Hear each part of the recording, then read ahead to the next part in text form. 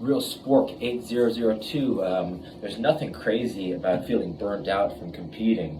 There's a few things that come to mind after reading this question. The first is shift your activities to where you're going to do activities that are more fun, just like the ones you said.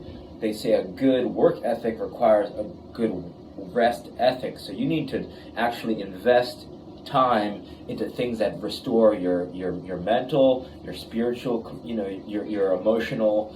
You need to feel restored after you're spending the time that taxes you, even if it's something that you've loved growing up. There's nothing wrong with feeling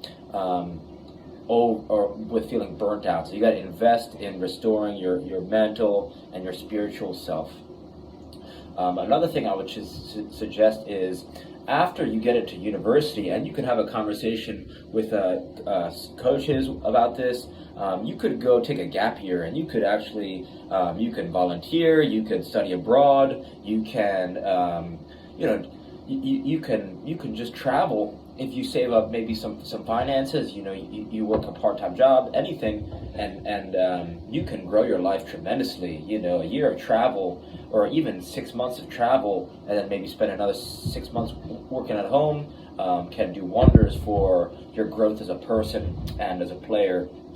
So that's something that I would consider.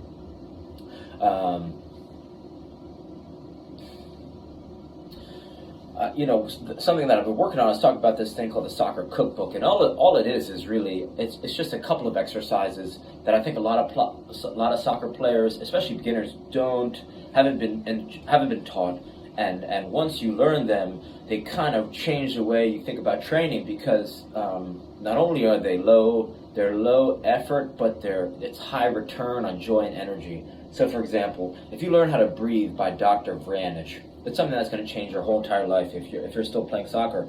Even if you don't play soccer, it's something that I wish I invested in earlier as a player and as a person. So search Dr. Vranich, Vranich, how to breathe. The next thing is search. You want to search the alternating underhand sneak, and this thing, it took me 3 days to learn. It's a rope flow pattern, but what it's going to do is it's going to help you move more effectively on the field. It's going to make running more fun. It's going to make soccer more fun. It's going to it's going to help you prevent injuries. It's going to improve balance. It's going to improve your fun on the field. So that's something I wish I learned years ago. Another tool is a kick trainer. A kick trainer is just a ball and a rope, but the beauty is that you can cram months of training into days or weeks using a kick trainer, because it's hyper portable, it's cheap, and it's lightweight. And the intersection of all those three things is a tool that's a lot of fun to use. You throw on some music, you can even hum your own song. So for all those reasons, that's why I love it. I'm not saying it's more effective than a rebounder or a wall or juggling. I'm just saying it's just another tool that's great for players of any level to use and improve their game. Another thing that a lot of that I used to do a lot when I was younger, that I stopped doing when I felt burnt out, similar to you, is juggling. When I was younger, I used to juggle a lot, but as I grew older, I started to fall away from juggling, and it was to my detriment, because juggling really made me a great player.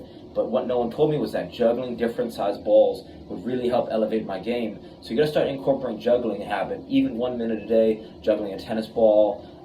Any size balls are really going to help you improve your precision and power, and a mix of them, a rotation of different size balls, is really going to help improve your game. So I would say start with doing with some of those things. Because the more fun you could have during training, then the more fun your play is, right? If you can make your off-field, when you're away from practice, when you're not practicing, as in scheduled practice, team practice, and you're just playing with yourself or group training, practice training, and you could have more fun doing individual solo training, I think that's going to help improve team training, which is going to help improve your on-field performances, and it's going to bring you more joy. So anytime if you're feeling burnt out, you got to either take a step back or just change your activities that are going to give you more joy and have more fun. So hopefully some of these ideas help. Reach out with any questions. All right, thank you.